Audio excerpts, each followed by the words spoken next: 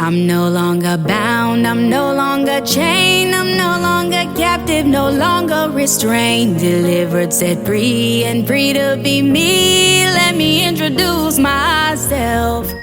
Welcome to Be the Light with Pastor Zakia Robinson. In this show, I had the chance to interview my mother-in-law, Pastor First Lady Erica Richardson. So let's tune in to hear her journey to salvation. My name is Freedom. Welcome everybody to Be the Light. I'm so excited for today. I know y'all hear me say that often, but I'm extremely excited today because I have my beautiful mother-in-law on the show with me, Pastor First Lady Erica Richardson. How are you? Yeah. I'm doing great. I'm doing fantastic and amazing. Good. This journey that I've had with her have been amazing. She has been a great mother figure for me, just because of, the things that's happened in my life. She have came in and took on that role. She accepted me first on when she first met me and all my kids. It was one of those things where she just really embraced us all with love and hugs. And I was just like, wow, I never thought it would be like this. But, so I want you to come on and just tell us a little bit about yourself. And then we're going to start to talk about your journey and how did God get you to where you're at. So tell us a little bit about yourself. Okay. As she said, I'm a first lady and I'm also a pastor. And those shoes are very hard to fill. And also, it started when I was 9 years old. My mom said I was never a child, or had the mind of a child. But it started when I was 9 years old, and I knew that I needed God. I didn't understand everything that I needed to understand, but at the age of 9, I knew that I needed God, so I received salvation. God told me to walk up there and get saved. And that's what I did. I was at a church called Little Zion Baptist Church. It was a church that I grew up in. And once I grew up in, I raised my children up in a couple of years. I say my daughter was about 5 or 6 when we left. But I grew up in that church. And then I moved on to Salem Missionary Baptist Church, where I became an evangelist. And started working with the evangelist ministry. But all my life, it's been about God. It's been about, in everything that I've gone through, it's been about God. Always putting God first. That's why I say, at the age of 9, I knew I was going to need God. And he was talking to me then. So, and it's always been, to me, just being obedient unto him. Okay. So what was that change for you that you were like, after the age of 9, like, what was that change for you like, especially as a child? We know it's not always easy to follow God. You got peer pressure. You have other things that surround you that's, causing you to want to act out in rebellion. Like, what was it for you that was just like, you know what, I'm going to serve God no matter what? Okay. So that didn't happen until I got into my 20s. Okay. I was serving God. I was doing what God asked me to do, but I was still trying to be me and find myself. So when I hit 25, before I got married, my first marriage. And how was that? And I knew in that that was rough. First of all, I didn't know why I married him. I didn't even love him. And it was like the pressure of, I got these kids need a father. And that's that pressure right there makes, have people making many mistakes. Yes. I'm a single mom, and excuse me, I'm a single mom and I feel like I need to have a father for my kids. Yeah, and that's mistake number 1. Yeah, I was just about to say that's a lot of people's mistakes there is that they, especially when you come up out of a relationship, they always have that one thing they say like, oh, you would never find nobody, no one's ever going to want you. And you have all of these negative thoughts that's already been installed in you. And then so the next thing you know, you find someone that's like, yeah, I accept you and your kids. You're like, yes, this is the one. Yeah. They accepted me, not realizing that they're accepting it possibly because of the negative remarks that was already spoken to them, and just the fear of being single and, wanting that father male role in the home. Yes, and that was part of it. And that's why we as people, we have to, whether you're a Christian or whether you believe in God or not, you still have to be careful of what you say to people, because you don't know how it's going to impact them. And those were some of the things that I was told. You got all those kids, you'll never find a man that wants you and those kids. And it was like, it made me determined, because I knew at the age of 13 that I had a husband. Mm-hmm. That God had a husband for me. So, and hearing people telling me that, okay, I'm a single mom, and then here's the pressure is I got to do this by myself. And, hearing that, and once it's said, it's like it's repeats in your head that, you'll never find nobody that'll love you with all those kids. And, you're a single mom who wants a ready-made family. Those kind of things impacts a person's life, especially when they're trying to make it, right, and trying to survive. And it was like I was in survival mode. And so what advice would you give to someone right now that is in that same condition, same situation, where they have kids, they're just in this relationship because they feel like this is all that, that's available to them? What would you say to them right now? Trust God. Mm-hmm. Put God first, no matter what is said, whether it's good, whether it's bad, no matter what is said, hear God for yourself. Because when I married him, it was the biggest mistake of my life. It ended in tragedy. And it was one of the biggest mistakes of my life. But just like the Bible said, all things work together for the good of those who love the Lord. Even though it's a huge mistake, I was still able to grow from it. I was still able to bounce back. I was still able to pick up. God gave me strength, and I use that right now today. Like if I'm going through something, I reflect back on that. If God brought me out of that, I know he'll bring me out of this. If God supplied my needs in that, I know he'll supply my needs. And I'm glad you said that, because a lot of us, and, there's people out there that's listening now, and they are in a situation where they know they have possibly stepped outside of God's will, and they feel like, okay, like, how do I get back on? And I always say, get back on the wagon. And, you fall off, get back on and try again. It doesn't matter how many times you fall off. It just matters that you get back on, you try again, and ask God for the grace. And especially if it's something you're struggling with, just say, God, I'm struggling with this. I need your help. I can't do it. I need you to give me a distaste for the very thing that I'm liking. Or if your eyes seem to be closed on something that God's trying to open it up to you, just ask him to reveal it. Take the scales off of my eyes.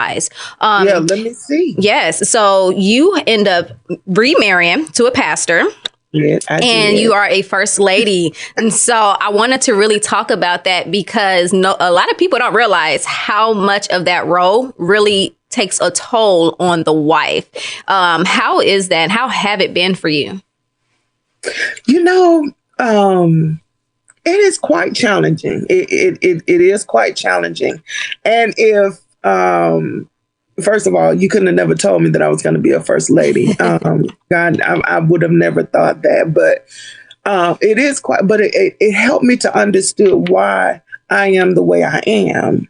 Why now? I'm more of a background person. I'll do all the work in the background, other than being up front. And you would say, okay, being a first lady, you're always up front. Not true. I like to work in the background to make sure things get done. It's heavy, but you know what? I look at it like, if I can raise 3 kids right on my back as a single parent, I know that is hard. But I know I can do this. So It helps me to understand why my life was so rough. And why I went through things the way that I did, and learned to keep God in everything that I did. So I take those things that I learned then, and I use them now. Do you think your past experiences have helped her, get you to where you're at now? Like, did it help you along the way, like this journey, like when you stepped into this role? Or do you think it was one of the things where you just had to learn as you went? Oh, most definitely.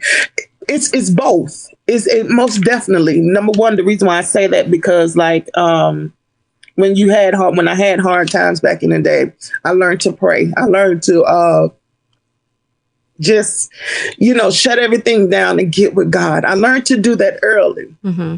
So with this, I have to do the same thing because you have so many people in your ear. You have so many people that you have to minister to. You have so many people and so many things you have to do, because guess what? When the pastor can't do it, who's next in line to do it? And that's what First Lady means. It means I'm the first one that's on the scene to pick up the pieces when the pastor can't do it, because a lot of stuff pastor don't do. So, and a lot of stuff pastor don't see. So I have to have a keen spirit of discernment, and I have to be,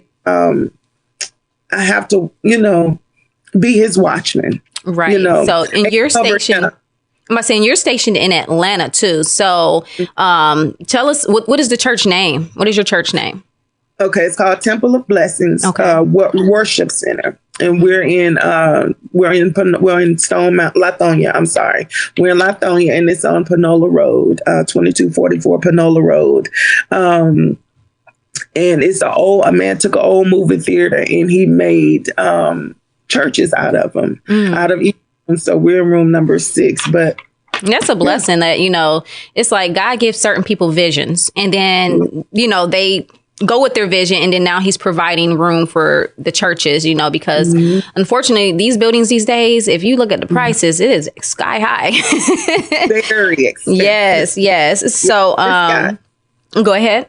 This guy, God really fixed it for us, because this guy, he had a soft spot in his heart for us when we moved in there, and he gave us a very decent price. We pay less than anyone in there.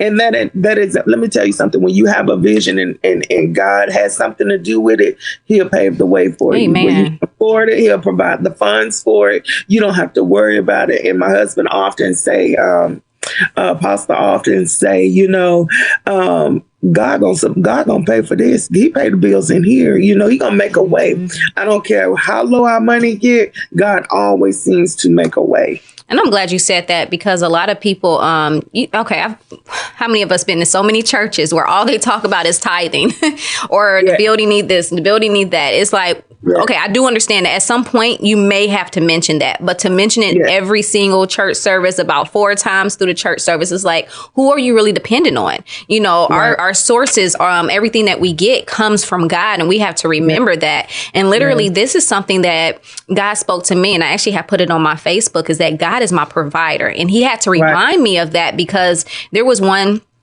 case where, I'm stepping into this new role that God had for me. And I started, as we do, we get a little bit worried, a little bit fearful, like, okay, God, you do know that things have to get taken care of, right? And so I was looking to my husband, your son, I was looking to my husband and wanting him to pursue something that he had no desire in, just to make sure that ends meet. And then a lot of times, let's just say he fell for that and, went ahead and went with it just to make ends meet. We would have been stepping outside of God's will. We would have, not saying that he wouldn't have blessed it, because there's been plenty of times where I know I've stepped out, but he still, I learned a lesson out of it, but he still, covered me in it. But we have to make sure that when God opens a way, or he's giving you a vision, or he's giving you something that he's wanting you to pursue, we have to go in it with the mindset that I have God's wallet. Right. Like, this is his wallet. I'm spending his money. I'm swiping his card. It's not coming out of my funds, because when we realize that he is the provider, then you can see things from his, like you can see it, the bigger picture from it. But a lot of times that fear. Let's talk about fear. Like, oh my gosh, what have you ever went through a season of fear, for yourself or for the church, or where it's like, oh my God, how are we going to pay this rent, for the building? Like, have you ever came across that? You know what? When it comes to that, I don't have a spirit of fear. I have a spirit of frustration. Okay. So, because when I look at fear, it's false evidence that appear to be real. Mm-hmm. Okay. So I literally took that in mind when, like I said, as I was raising my kids, a lot of that, I didn't have the money to pay the rent, but, I was like, and God was grooming me. So it's like, what's going to happen, Right. God is in control. And I realized God is my source. Mm-hmm. There's a difference with a source and a resource.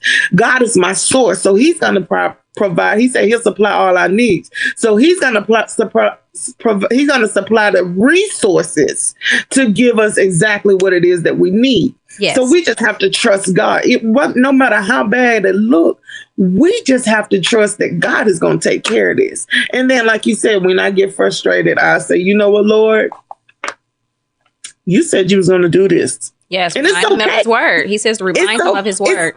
Right. It's okay to remind God. Mm-hmm. It's okay to say, Lord, and I don't, I have to be really down when I say that. I'm like, Lord, you said that you was going to do this. You said that we was going to be able to do that. You said you promised this.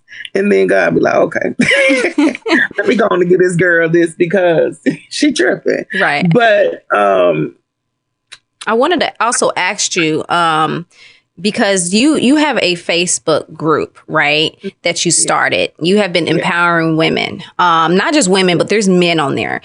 Because there, it just hit my spirit. There's, you have this group called Bald and Beautiful, because you have went through chemical burn in your scalp to where your hair won't grow in certain areas. And I want you to talk about that because everyone's not comfortable in their skin. Everyone's not comfortable in being bald, especially as a woman. But under your condition, it's like, what else can you do? You had to embrace it. I want you to talk about that for me. Like, what was that like? How did it happen? Just give a quick, overview about it. Okay, so it happened so I had been, like you said, on my wedding day, I was getting married and I had this girl and no pun to her. I had this girl who used to do our hair when we was in high school or whatever. So I went to her. I didn't want to go to spend all that money trying to get my hair fixed. And I had an afro. So I wanted my hair to be bone straight when I got married and I wanted to cut short. I had a whole look for it, but she put a perm in my hair.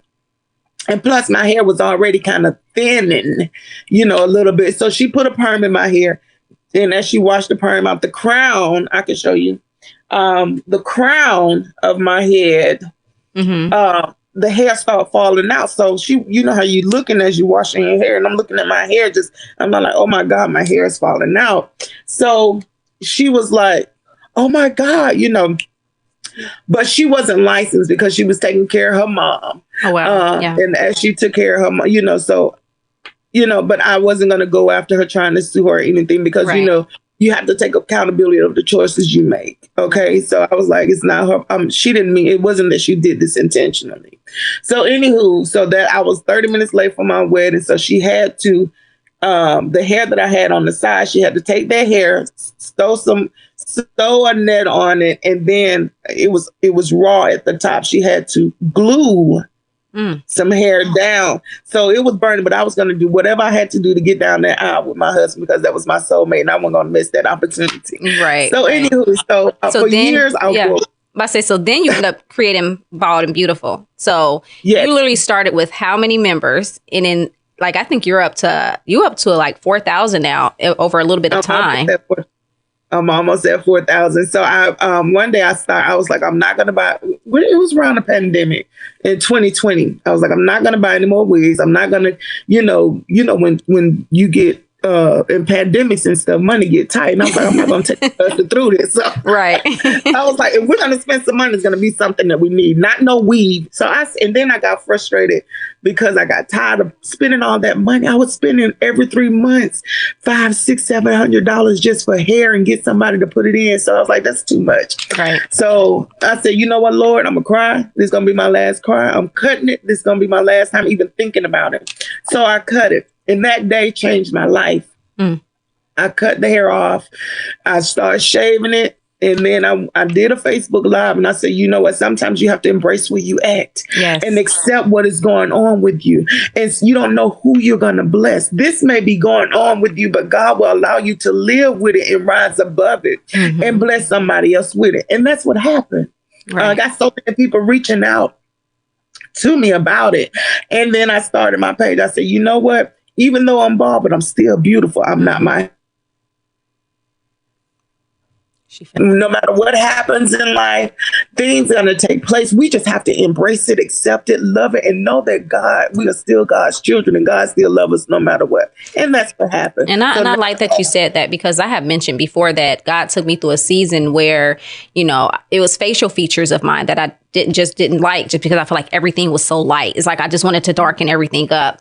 But God took me through a season of just like, you need to embrace like what I've created, because when we say we don't like something that is on us or how it looks, we're basically saying, God, I don't like your creation. Yes. And you have to remember, we're in the image of him. We are his image. So when we're disliking something that is on us, you know what I'm saying? Something that we obviously can't change, meaning like if you're overweight, then of course work out, or whatever it may be.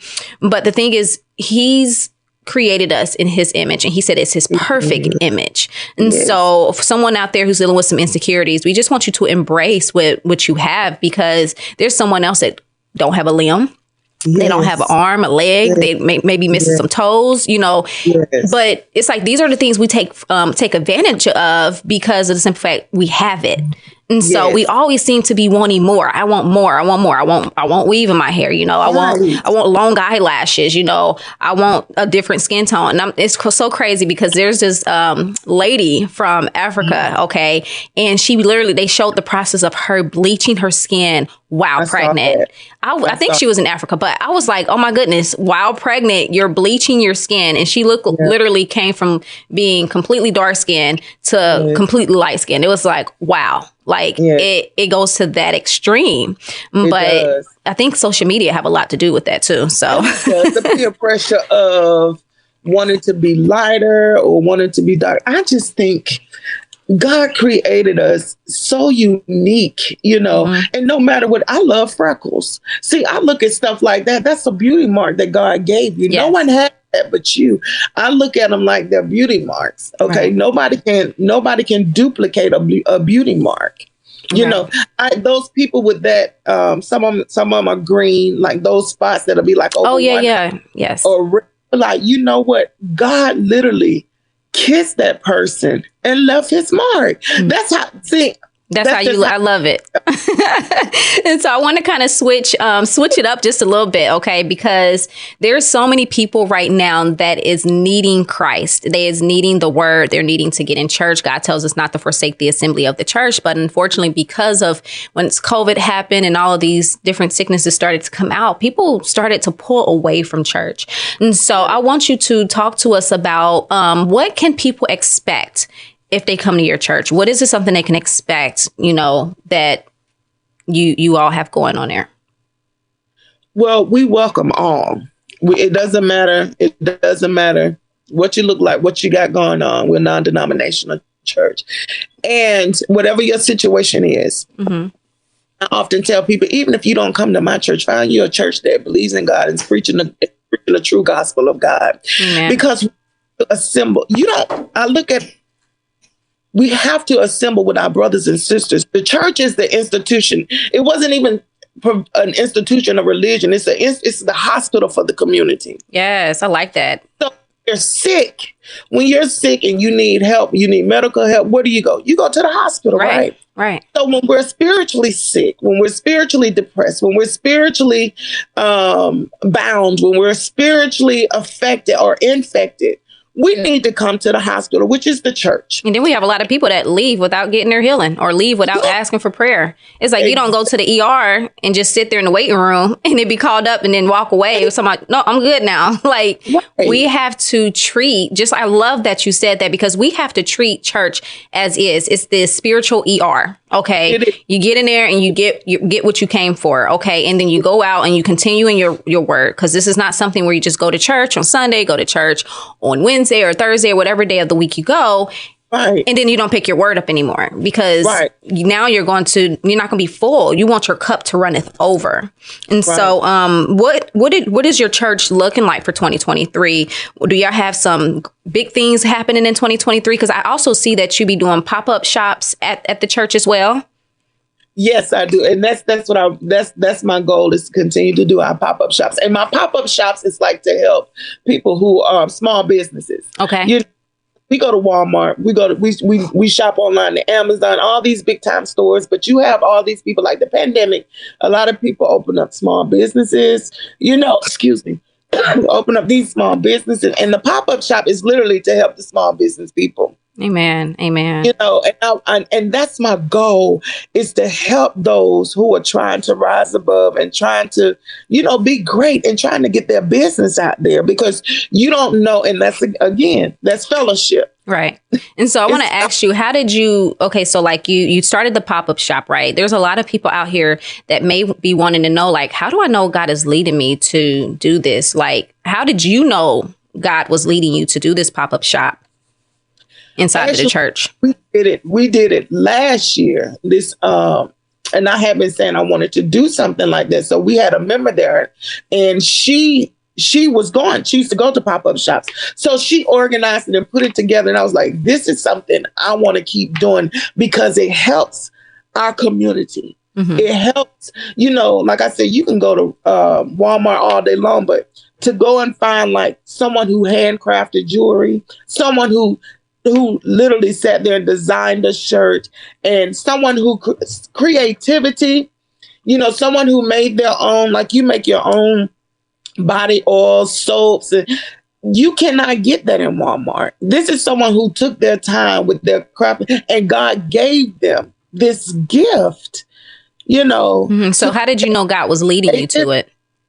How did I know? Because it's a part of my creativity. Mm-hmm. And when God talked to me and tell me to do something, I'm going to try to execute it. And that's what he did. He said, this is something, because I've been wanting to do it for years. I just didn't know how to do it. So did he start giving you the vision to do it? Like, did you start seeing visions? And yeah, he started downloading the vision. And the vision I had this year, which it didn't happen, but I know it's going to happen, because if God gives me a vision, I know if it doesn't happen right then, it's going to happen. Right. I wanted to, like a winter wonderland. I wanted to have prizes. In the theater, we have screens. So I wanted to look at movies, Christmas movies. I wanted to have giveaways, and just people coming in and have like a great time, a wonderful experience. But also selling and purchasing. We having a Black Friday. This is our way of having our Black Friday. Okay. So, well, that's awesome, because I know when God led me to do what I'm doing, it was one of them things where I was a little bit uncertain, but at the same time, it's like people begin to prophesy to me.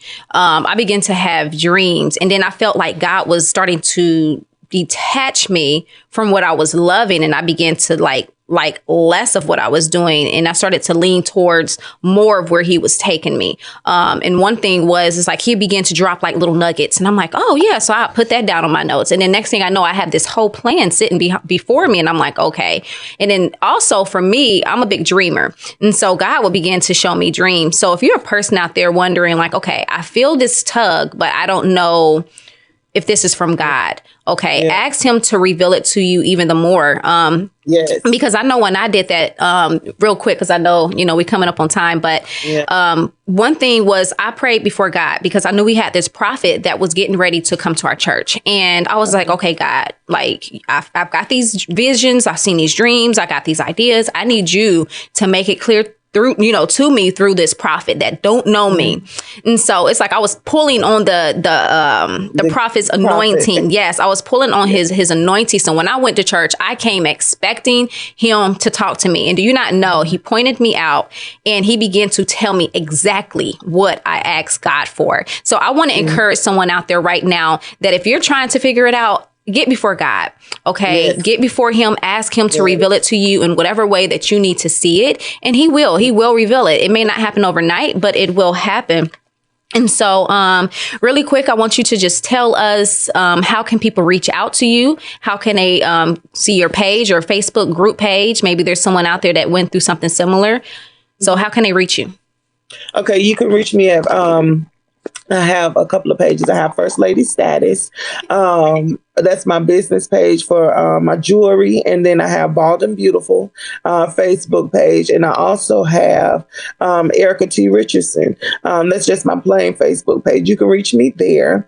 And I'm not on YouTube or anything like that, but we do have Temple of Blessing Worship Center page as well. And then I also have a prayer line. It's TOBWC prayerline.com. And I would definitely make sure that all of this information is on the information for people to see, basically. I make sure it's out there. And then for those who have came in on this live, maybe in the middle, and you're just like, you know what? I want to hear the rest of that. I want to hear the beginning. Please don't hesitate. Go to my YouTube, Zakia Robinson, and you will be able to see the actual live, because I'm actually recording and able to see my mother-in-law all the way from Atlanta. So I would love for you all to go on there and be able to, watch it completely from the beginning if you wasn't able to catch it. And as usual, I always want to thank Wave 94, because it's such a great radio station. So, all right, everybody. I hope and pray that you all have a wonderful evening. And until next time, see you all. I'm no longer bound. I'm no longer chained. I'm no longer captive. No longer restrained. Delivered, set free, and free to be me. Let me introduce myself. Thank you so much for tuning in to Be the Light. If you are looking for a life coach, or maybe you're looking for some inner healing, please visit BeTheLight.live. Again, that is BeTheLight.live. And you can also follow us on YouTube for a replay of this show at Zakia Robinson. Be blessed. My name is Freedom.